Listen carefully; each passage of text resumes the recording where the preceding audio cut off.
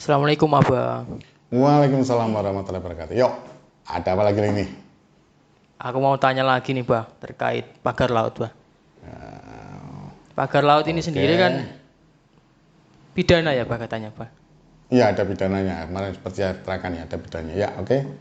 Apalagi pidananya ini kan pidana korupsi ya Bang.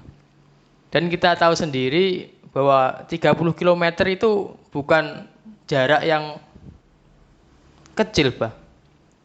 Panjang gitu. Sangat-sangat panjang Bang. Gimana menurut Abah aparat ini gimana Bang? Kok bisa 30 km itu dibiarkan itu Bang? Ada pembiaran gitu ya. Ada pembiaran apa? Kita tahu sendiri sekarang Pak Prabowo memerintahkan bahwa pagar laut itu harus dicabut. Berarti ada yang nggak beres kan di belakang ini, Pak? Gimana, Pak? Sebuah pertanyaan yang cerdas. Kenapa kok aparat diam, ya kan? Padahal seperti saya terangkan kemarin ya, bahwa itu ada korupsinya.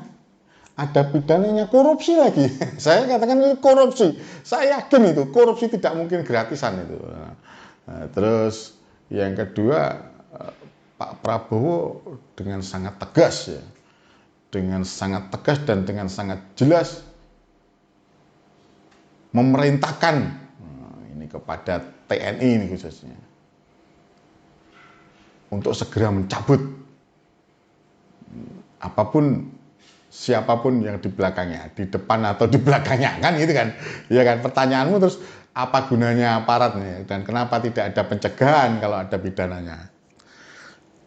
Inilah gini, kamu sebagai anaknya Abah harus tahu. Gini Yoga, bahwa inilah fakta di negara kita. Ketika hukum itu menyangkut rakyat biasa, rakyat biasa ini, ketika hukum itu menyangkut rakyat biasa dan dilakukan oleh rakyat biasa, ya kan, maka hukum itu dengan gagah berani, gagah perkasa, bak hero melakukan penindakan. Ini kondisi hukum kita. Dan namun ketika mereka berhukum itu berhadapan dengan orang kuat, orang berduit, apalagi ada kekuasaan di situ. Yang saya duga ini tidak lepas daripada yang namanya mantan presiden, yaitu Jokowi. Itu mereka melempem, mereka tidak berkutik. Bahkan seorang kepala desa pun dengan angkuhnya tanpa merasa berdosa memvideokan dia sedang mengkomandani ya untuk memasang bambu. Inilah wajah hukum kita sesungguhnya, anak Indonesia seperti ini. Dan ini nyata bahwa hukum tajamnya hanya ke bawah, tumpulnya hanya ke atas. Harusnya, saat itu harusnya aparat polisi, angkatan laut, mohon maaf itu kan di laut ya, yang punya kan angkatan laut, Bakamla, Badan Keamanan Laut, ada Polairut, itu mencegah. Aparat-aparat terkait, bupati dan sebagainya harusnya mencegah, tapi karena mereka sudah masuk dalam lingkungan itu dan pelakunya adalah orang kuat yang katanya teman-teman kita adalah aguan, itu termasuk dari 9 naga, maka hukum tidak bergerak. Ininya. Kalau itu yang memagari rakyat biasa, waduh sudah masuk bui. Kamu perlu tahu nak, di situ itu gini, Yoga.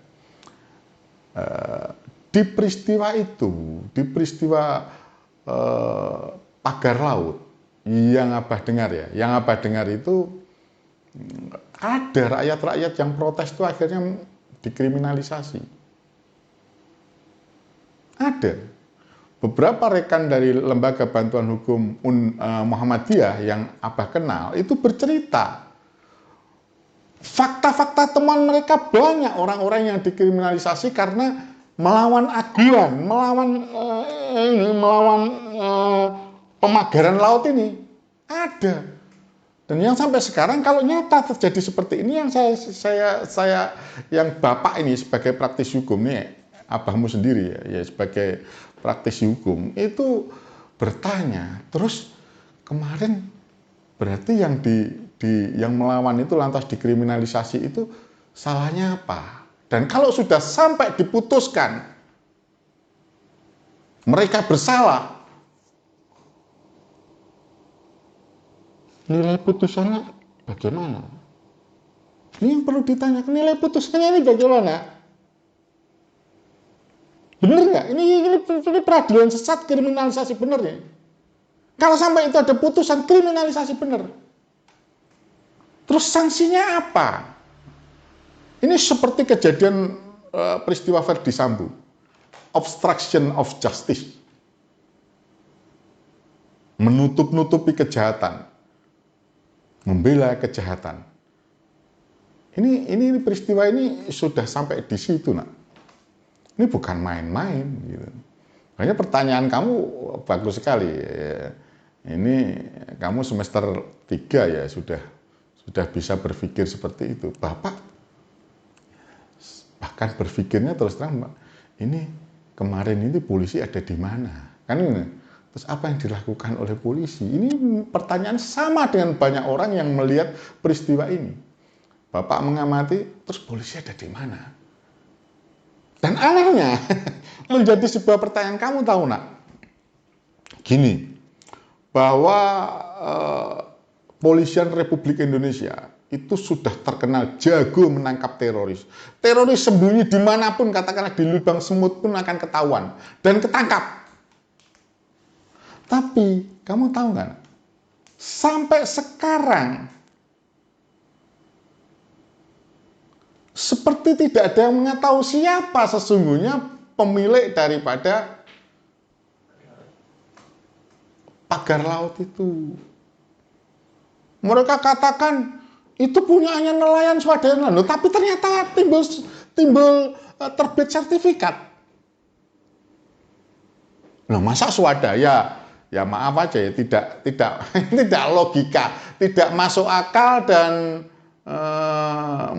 melupakan pembodohan, apalagi yang disampaikan oleh si brengsek Abu Janda itu ya, yang otaknya, saya pikir ini orang ini harusnya ditangkap, ini harus tindak lanjutin. Ternyata kok di situ ada ini, sudah diumumkan loh, dia kalau itu ada yang kafling, dia enak aja ngomong bahwa ini dengan seorang nelayannya, tahu memang dia jago drama ya, jago aksi ini, wah, ya. Orang ini perlu ditangkap, orang-orang seperti ini perlu ditangkap. Siapapun yang membela pagar laut itu obstruction of justice. Setidak-tidaknya turut serta dalam kejahatan itu.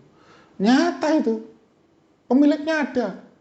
Tapi kan sampai sekarang tetap tidak dibawa itu pemiliknya ini nggak ada. Dan sepertinya negara tidak mengerti, mohon maaf nih. Presiden yang begitu tegas, Pak Prabowo itu mungkin sampai sekarang tuh gemes ya, mangkal mungkin. Sampai presiden ngomong begitu, cabut. Tidak ada yang mengimbangi. KPK, polisi, jaksa tidak bergerak. Ini yang menjadi pertanyaan, ini ada apa dengan aparat? Jadi kalau pertanyaan, terus kenapa?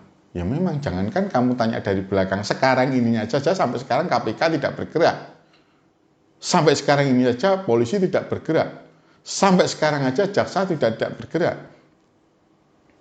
Nggak tahu nanti bergerak atau tidak. Tapi padahal itu nyata dan itu sudah menjadi perhatian publik.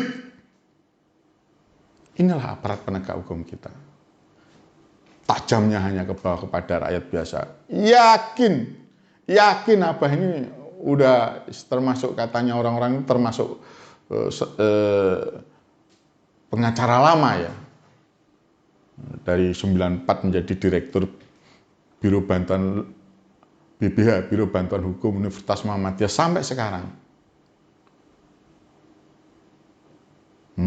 Sangat meyakini bahwa itu sesungguhnya mudah. Tidak mudah karena yang berbicara, yang melakukan, yang melaksanakan, yang melakukan pelanggaran hukum bukan rakyat biasa. Kalau rakyat biasa sudah tumpas. Sudah tuntas, mau mungkin baru 100 meter aja udah ditangkap. Katakanlah sudah 1 kilo udah ditangkap, ini panjang loh, 330 kilo loh, ini memerlukan waktu berhari-hari loh. Digoreng sedemikian rupa, dinarasikan otaknya orang-orang rakyat itu dini. Nah inilah gambaran. Kalau kamu bertanya kenapa didiamkan, iya karena memang hukum negara kita ini tajam ke bawah, tumpul ke atas. Dan yang kedua, perlu kamu ketahui bahwa ini nyata, Indonesia sudah dikuasai oleh mafia. Semoga saya yakin Bapak Presiden kita yang kita cintai, yang begitu tegas saat ini ya, yang begitu pasang berani mengatakan dengan tegas dan jelas untuk dicabut. Pelan tapi pasti. Beliau adalah seorang jenderal.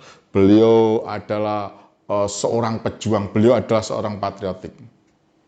Beliau tidak melihat di belakangnya ada Jokowi. Beliau tidak melihat adanya Aguan. Yang jelas itu mengganggu rakyat dan harus dilakukan dan dicabuti. Dan yang kedua, beliau mengatakan laksanakan, tuntaskan semua perkara masalah pagar bambu yang ada di lautan Banten. Dan ini kita sekali lagi kita melihat betapa lambatnya hukum. Presiden saja beritahu itu, KPK tidak turun tangan, polisi tidak turun tangan, dan jaksa juga tidak turun tangan. Inilah hukum di negara kita. Beratnya Pak Prabowo nanti untuk menjadikan Indonesia hukum sebagai panglima di negara kesatuan Republik Indonesia. Kira-kira paham nggak di situ? Paham sekali, Pak. Paham, oke. Terima kasih ya. Nanti kalau ada pertanyaan lagi, tanyakan. Apa yang Pak. mau tanyakan semuanya, oke? Iya. Itu nak, yuk. Fisabilillah wastabiqul khairat. Wassalamualaikum warahmatullahi wabarakatuh. Waalaikumsalam warahmatullahi wabarakatuh. Terima kasih, Abah.